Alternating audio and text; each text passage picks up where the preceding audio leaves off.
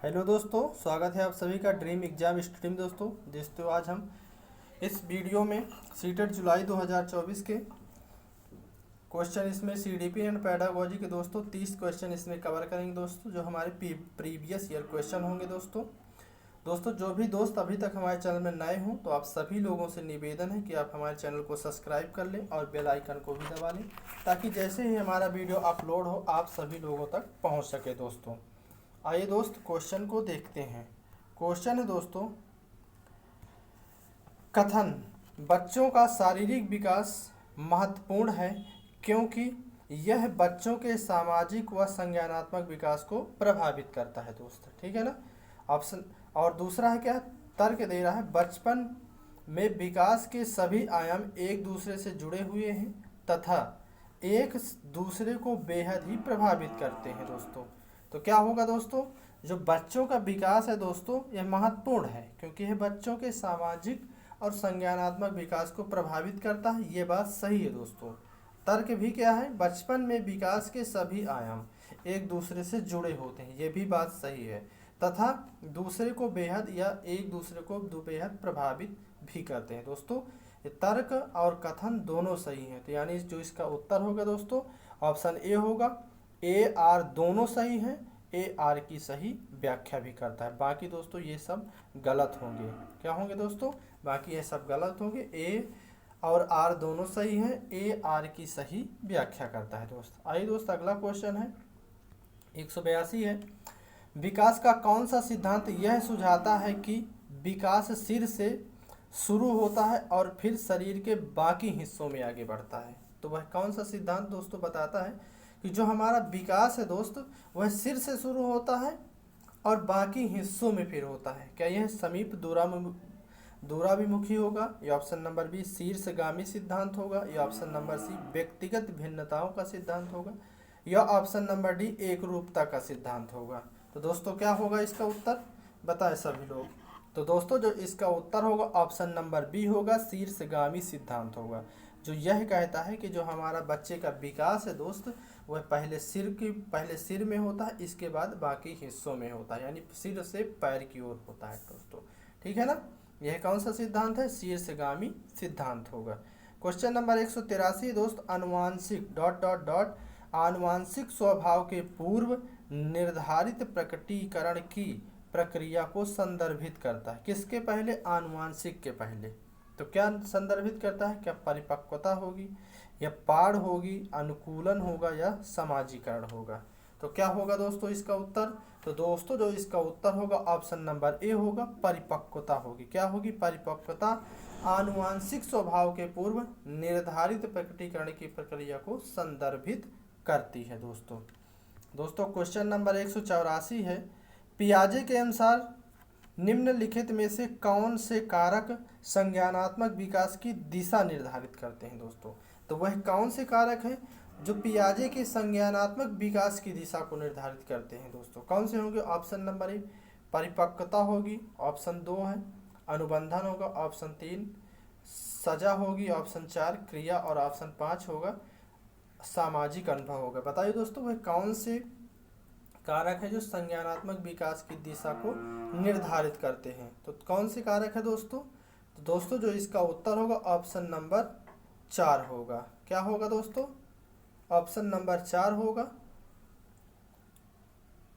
नहीं दोस्तों ये बोनस अंक है दोस्तों, इसमें सभी इनके इसमें दोस्तों बोनस अंक मिला था सभी को। क्या होगा, बोनस अंक मिला था। तो इसमें देखते हैं परिपक्वता, अनुबंधन, सजा, क्रिया और सामाजिक अनुभव। तो इसमें क्या होगा दोस्तों, यह बोनस अंक का क्वेश्चन है दोस्तों। ठीक है, आइए दोस्तों अगला क्वेश्चन देखते हैं। क्वेश्चन नंबर 185 है, पियाजे के अनुसार उस बच्चे की सोच के बारे में क्या कहा जा सकता है जो मानता है कि जब पानी को एक बर्तन से दूसरे बर्तन में डाला जाता है तब पानी की मात्रा बर्तन के आकार अनुसार कम या बढ़ जाती है।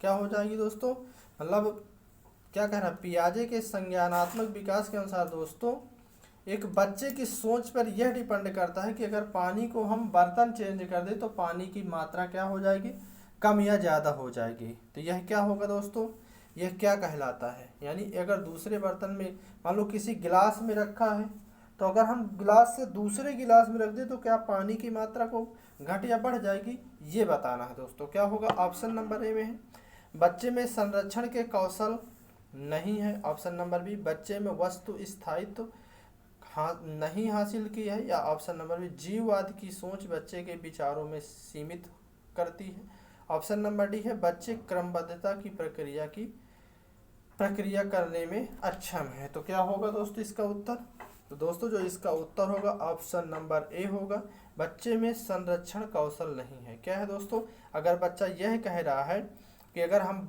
दूसरे बर्तन में पानी डालते हैं तो पानी की मात्रा घटती या बढ़ती है, तो बच्चे में कौन सा कौशल नहीं दोस्तों, तो बच्चे में संरक्षण का कौशल नहीं है दोस्तों। ठीक है ना। आइए दोस्त, क्वेश्चन नंबर 186 है, पियाजे द्वारा दिए गए संज्ञानात्मक विकास के चरण का सही क्रम क्या है। तो संज्ञानात्मक विकास के चरण दिए हैं पियाजे महोदय जी ने दोस्तों, तो वह कौन सा चरण होगा जो सही क्रम होगा। ऑप्शन नंबर ए संवेदी चालक चरण होगा, फिर पूर्व संक्रियात्मक चरण या मूर्त संक्रियात्मक चरण, और लास्ट में अमूर्त संक्रियात्मक चरण। ऑप्शन नंबर बी में है पूर्व संक्रियात्मक चरण होगा, मूर्त संक्रियात्मक चरण होगा, संवेदी चालक चरण होगा और अमूर्त संक्रियात्मक चरण होगा। ऑप्शन नंबर सी अमूर्त संक्रियात्मक चरण, मूर्त संक्रियात्मक चरण, इसके बाद पूर्व संक्रियात्मक चरण और फिर संवेदी चालक चरण। ऑप्शन नंबर डी में है संवेदी चालक चरण, मूर्त संक्रियात्मक चरण या पूर्व संक्रियात्मक चरण और अमूर्त संक्रियात्मक चरण। बताइए दोस्तों, पियाजे के जो संज्ञानात्मक विकास के चरण है तो वह कौन सा चरण सही क्रम होगा। तो कौन सा क्रम दोस्तों सही होगा, इसको कौन सा होगा, तो दोस्तों जो इसका ऑप्शन नंबर ए होगा, सबसे पहले संवेदी चालक चरण होगा फर्स्ट नंबर, इसके बाद दूसरे नंबर में होगा पूर्व संक्रियात्मक चरण होगा, फिर तीसरे नंबर में होगा मूर्त संक्रियात्मक चरण होगा, और फिर चौथे नंबर में होगा अमूर्त संक्रियात्मक चरण होगा दोस्तों। ठीक है ना, ये पियाजे जी का सही क्रम है संज्ञानात्मक विकास के चरण को। आइए दोस्त, अगला है क्वेश्चन नंबर 187 है। कौन है दोस्तों, 187 है दोस्तों, यह 181 लिख गया है जबकि यह 187 है। नेहा खुद को अपनी माँ द्वारा लाई मिठाई जो मेहमानों के लिए है, नेहा खुद को अपनी माँ द्वारा लाई मिठाई जो मेहमानों के लिए है खाने से रोकती है, और यह सोच कर कि खाने से वह पकड़ी जा सकती है।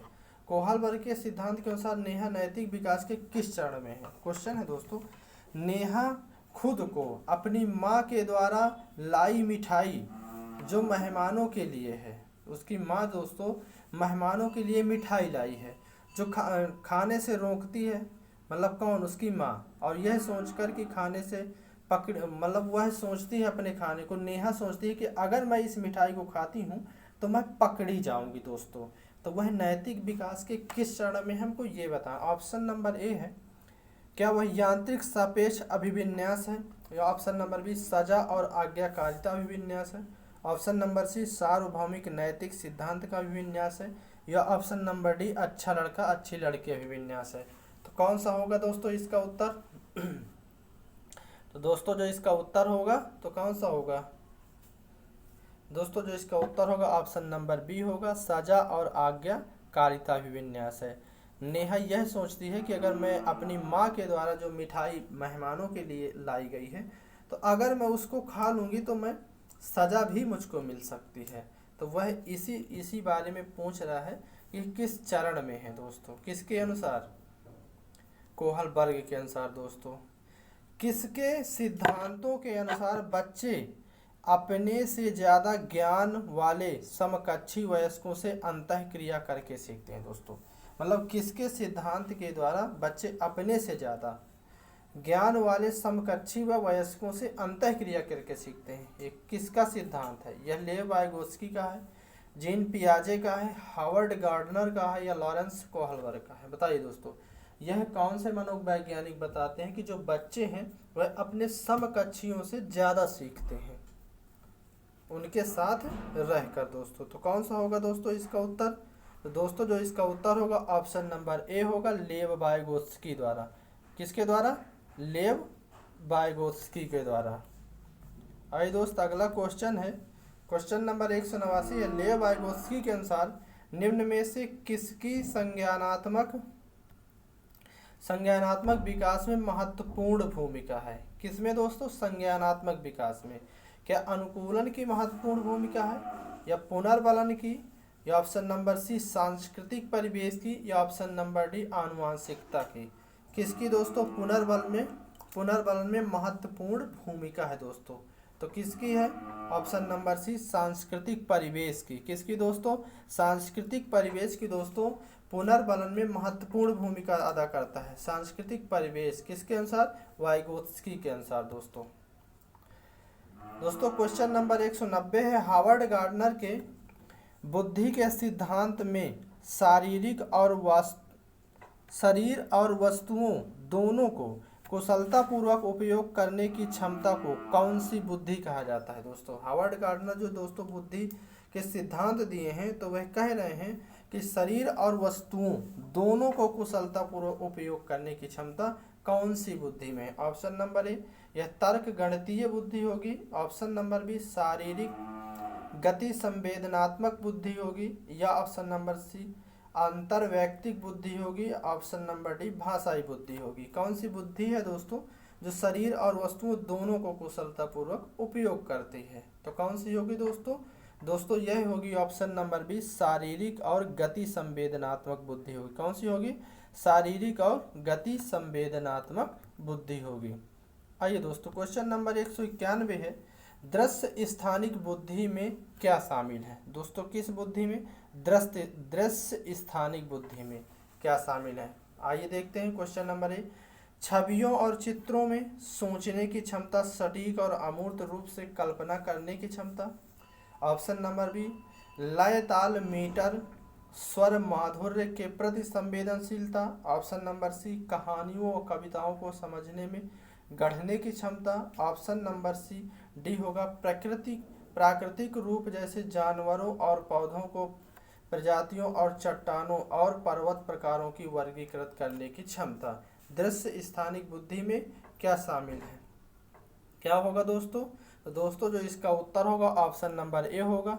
छवियों और चित्रों में सोचने की क्षमता, सटीक अमूर्त रूप से कल्पना करने की क्षमता, यह किस में होगी? दृश्य स्थानिक बुद्धि में। क्या होगी? छवियों और चित्रों की सोचने की क्षमता, सटीक अमूर्त रूप से कल्पना करने की क्षमता होगी। क्वेश्चन नंबर 192 है दोस्तों। सह शिक्षा कक्षा में लड़कों के लिए एक शिक्षक की टिप्पणी मजबूत और बने लड़कियों की तरह नम्र व्यवहार मत करो किसको बना देगा? क्या कह रहा है दोस्तों? सह शिक्षा कक्षा में मतलब उस कक्षा में लड़के और लड़कियां दोनों हैं, तो लड़कों के लिए एक शिक्षक की टिप्पणी है। किसके लिए दोस्तों? लड़कों के लिए, कि मजबूत बनो और लड़कियों की तरह नम्र व्यवहार मत करो। यह किसको बना देगा? ऑप्शन नंबर यह किसको दोस्तों दर्शा रहा है कि आप मजबूत बनो, लड़कियों की तरह कमजोर मत बनो। ठीक है ना? तो ये ऑप्शन नंबर ए यह जेंडर समता होगी, ऑप्शन नंबर बी जेंडर रूढ़िवादिता होगी, या ऑप्शन नंबर सी जेंडर भूमिका व लचीलापन होगा, या ऑप्शन नंबर डी जेंडर समानता होगी। बताइए दोस्तों यह क्या दर्शा रहा है कि लड़के हो तो लड़कियों के जैसा व्यवहार ना करो। क्वेश्चन का आंसर मतलब क्वेश्चन का ये तात्पर्य है कि लड़के हो तो लड़कियों के जैसा व्यवहार ना करो। तो दोस्तों इसका उत्तर होगा, क्या होगा दोस्तों? जो इसका उत्तर होगा ऑप्शन नंबर बी होगा। यह एक जेंडर रूढ़िवादिता है। क्या है दोस्तों? यह एक जेंडर रूढ़िवादिता है। आइए दोस्तों क्वेश्चन नंबर 193 है। विविध शिक्षार्थियों वाली कक्षा में शैक्षणिक रणनीतियाँ क्या होनी चाहिए? जहाँ पर विभिन्न समुदाय के बच्चे हों या विभिन्न माहौल के बच्चे हों दोस्तों, तो वहाँ पे पढ़ाने की कौन सी रणनीतियाँ होनी चाहिए? ऑप्शन नंबर उचित समावेशन होना चाहिए, ऑप्शन नंबर बी मानकीकृत मूल्यांकन होना चाहिए, ऑप्शन नंबर सी गैर प्रासंगिक पाठ्यक्रम होना चाहिए, ऑप्शन नंबर डी दृष्टिकोण अनम्यता होनी चाहिए। बताइए दोस्तों जहाँ विविध विद्यार्थी हों मतलब विभिन्न जगहों से आए हुए विद्यार्थियों, विभिन्न भाषाओं को जानने वाले विद्यार्थी हों, वहाँ पर हमारी कौन सी रणनीति होगी जो बच्चों के पढ़ाने के लिए सही और उचित होगी दोस्तों? तो कौन सी रणनीति होगी? तो दोस्तों यह होगी ऑप्शन नंबर ए, उचित समावेशन की। कैसी रणनीति होगी दोस्तों? उचित समावेशन की होगी। क्वेश्चन नंबर 194 है दोस्तों, सीखने के लिए मूल्यांकन का क्या महत्वपूर्ण पहलू है दोस्तों? किसके लिए सीखने के लिए मूल्यांकन क्यों महत्वपूर्ण है? ऑप्शन ए है, मूल्यांकन की किसी एक रणनीति में बच्चे की प्रगति व अधिगम की संपूर्ण जानकारी का पता किया जाता है। ठीक है। क्वेश्चन नंबर बी है, यह सीखने में होने वाले बदलाव का अवलोकन करता है। ऑप्शन नंबर सी, यह बच्चों के व्यक्तिगत व विशिष्ट जरूरतों को नहीं पहचानता है। ऑप्शन नंबर डी, यह शिक्षकों को मानसिक मंदबुद्धि वाले बच्चों को पहचानने में मदद करता है। तो दोस्तों सीखने के लिए मूल्यांकन क्यों जरूरी है, क्यों महत्वपूर्ण है, ये कैसा पहलू है, हमको ये बताना है। तो दोस्तों जो इसका उत्तर होगा ऑप्शन नंबर बी होगा, यह सीखने में होने वाले बदलाव को अवलोकन करता है। क्या दोस्तों? मूल्यांकन जो है सीखने में होने वाले बदलाव का अवलोकन करता है, इसलिए हमें मूल्यांकन दोस्तों जरूरी है एक बच्चे का। दोस्तों यह पता करने के लिए बच्चे ने कितना सीखा है, कितना नहीं सीखना है। क्वेश्चन नंबर 195 दोस्तों, मूल्यांकन का उद्देश्य क्या होना चाहिए? तो दोस्तों जो मूल्यांकन है उसका उद्देश्य क्या होना चाहिए? छात्रों में भय और तनाव पैदा करना होगा। ऑप्शन नंबर बी है, असुरक्षा और हीनता की भावना पैदा करना होगा। या ऑप्शन नंबर सी, छात्रों के बीच तुलना करना होगा। या ऑप्शन नंबर डी, सीखने सिखाने की प्रक्रिया में सहायता करना होगा। तो दोस्तों मूल्यांकन क्यों आवश्यक है, बताइए दोस्तों क्या होगा दोस्तों? तो दोस्तों जो इसका उत्तर होगा ऑप्शन नंबर डी होगा, सीखने सिखाने की प्रक्रिया में सहायता करता है। क्या दोस्तों? मूल्यांकन किसमें? सीखने और सिखाने, पढ़ने और पढ़ाने की प्रक्रिया में दोस्तों जो मूल्यांकन होता है यह सहायता करता है। क्वेश्चन नंबर 196 दोस्तों, कथन है समावेशी शिक्षा में केवल विशेष बच्चे ही लाभान्वित होते हैं। क्या दोस्तों? समावेशी शिक्षा में केवल विशेष बच्चों को ही पढ़ाया जाता है। देखते हैं अगला तर्क क्या दे रहा है। समावेशी शिक्षा की अवधारणा इस दर्शन पर आधारित है कि केवल, दोस्तों यहाँ पर केवल आ गया, कुछ बाधित वाले शिक्षार्थियों की जरूरतों को ही घोषित किया जाता है। दोस्तों जहाँ पर केवल, परंतु, किंतु, परंतु दोस्तों यह आ जाते हैं, खासकर जहाँ पर दोस्तों जिस क्वेश्चन में केवल आ जाता है तो वह हमारा क्वेश्चन जरूर ही निगेटिव में जाता है, यानी गलत होता है। दोस्तों क्या होगा?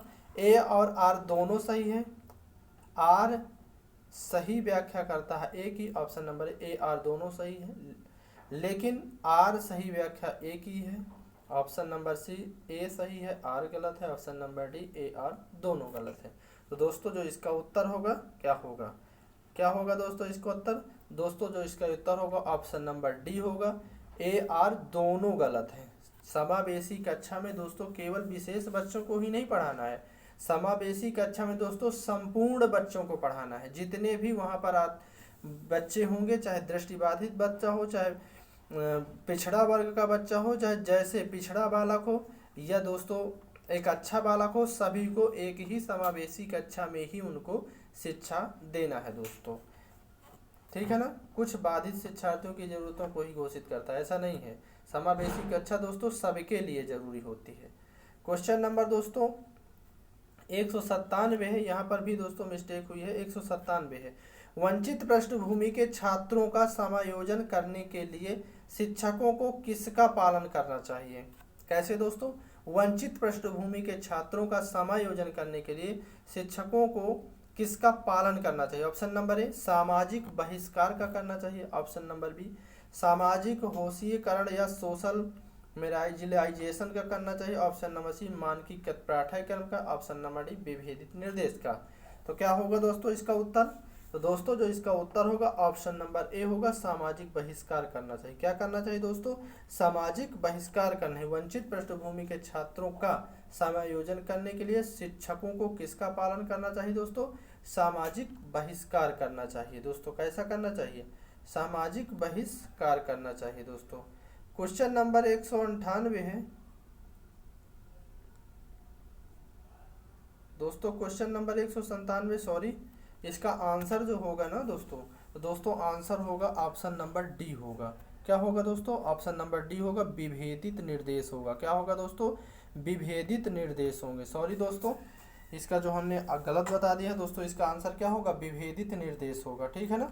आइए दोस्तों अगला क्वेश्चन देखते हैं। क्यों क्वेश्चन 198, निम्नलिखित में से कौन सा शारीरिक गति दिव्यांगता से जूझते विद्यार्थियों के लिए गतिशीलता सहायक तकनीकी का उदाहरण है? दोस्तों क्या है? निम्नलिखित में से कौन सा शारीरिक गति दिव्यांगता से जूझते विद्यार्थियों के लिए गतिशीलता सहायक तकनीकी का उदाहरण है? क्वेश्चन दोस्तों ऑप्शन है व्हीलचेयर या पहिया कुर्सी, ऑप्शन नंबर बी बड़ी मुद्रण वाली किताबें, ऑप्शन नंबर सी शब्द भविष्यवाणी वाली सॉफ्टवेयर, या ऑप्शन नंबर डी स्पर्श सामग्री।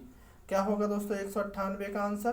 तो दोस्तों जो 198 का आंसर होगा ऑप्शन नंबर ए होगा, व्हील चेयर और पहिया कुर्सी होगी। क्या होगा? व्हील चेयर और पहिया कुर्सी होगी दोस्तों। आइए दोस्त क्वेश्चन नंबर 199 है, गणितीय अवधारणाओं और गणनाओं में कठिनाइयाँ किन छात्रों की विशिष्ट विशेषता है? दोस्तों जब हम गणितीय अवधारणाओं को करते हैं दोस्तों, तो जो बच्चे उसमें कठिनाइयाँ महसूस करते हैं तो उनमें कौन सा विकार है हमको ये बताना है दोस्तों। क्या बताना है कि जब हम गणितीय अवधारणाएं करते हैं तब बच्चे कुछ होते हैं जिनको कठिनाइयाँ महसूस होती हैं। तो क्या उनमें गुणन वैकल्य है? ऑप्शन नंबर बी पठन वैकल्य है, ऑप्शन नंबर सी लेखन वैकल्य है, ऑप्शन नंबर डी स्वलीनता है। तो कौन सा विकार है दोस्तों जिनको गणित में कठिनाई होती है? तो कौन सा विकार है दोस्तों? तो दोस्तों यह है गुणन वैकल्य। बच्चे में क्या है दोस्तों? गुणन वैकल्य है। जब बच्चा कठिनाई करता है गणितीय अवधारणाओं को समझने में, तब बच्चे में कौन सा वैकल्य है दोस्तों? गुणन वैकल्य है। क्वेश्चन नंबर दोस्तों क्वेश्चन नंबर यह 200 होगा दोस्तों, यह 199 का है। क्वेश्चन नंबर यह 200 है दोस्तों। कौन सा है दोस्तों? 200 800 लिखा, सॉरी दोस्तों।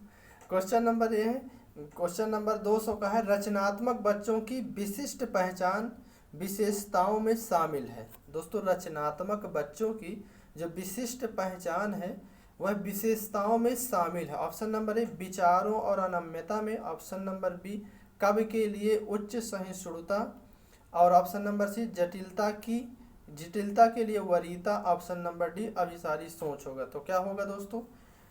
विशिष्ट पहचान विशेषताओं में शामिल है रचनात्मक बच्चों की दोस्तों। तो क्या होगा दोस्तों इसका उत्तर? तो दोस्तों जो इसका उत्तर होगा ऑप्शन नंबर सी होगा, जटिलताओं के लिए वरीयता होगी। क्या होगी दोस्तों?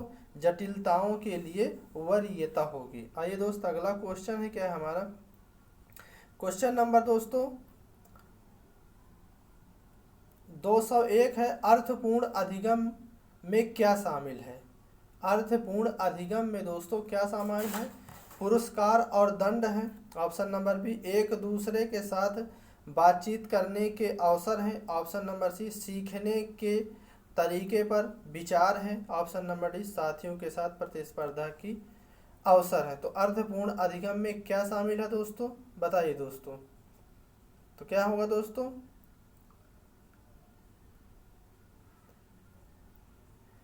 दोस्तों यह है 201। यहाँ पर हमारा थोड़ा सा दोस्तों जो सीरियल है वो थोड़ा सा बिगड़ गया है, तो इसमें कोई दिक्कत वाली बात नहीं होगी दोस्तों। यह हमारा 201 है। कौन सा है दोस्तों? 201 है। अर्थपूर्ण अधिगम में क्या शामिल है? पुरस्कार और दंड का प्रावधान है, ऑप्शन नंबर बी एक दूसरे के साथ बातचीत करने के अवसर है, या सीखने के तरीके पर विचार होगा, या साथियों के साथ प्रतिस्पर्धा के अवसर होंगे। तो क्या होगा दोस्तों? जो इसका उत्तर होगा दोस्तों ये बी और सी दोनों होंगे। क्या होंगे दोस्तों? बी और सी होंगे, दोनों ऑप्शन होंगे। क्या होंगे दोस्तों? बी और सी दोनों ऑप्शन होंगे, यानी एक दूसरे के साथ बातचीत करने के अवसर और सीखने के तरीके पर विचार होगा दोस्तों। आइए दोस्त क्वेश्चन नंबर, यहाँ से दोस्तों पूरा सीरियल ही बिगड़ चुका है, ठीक है ना।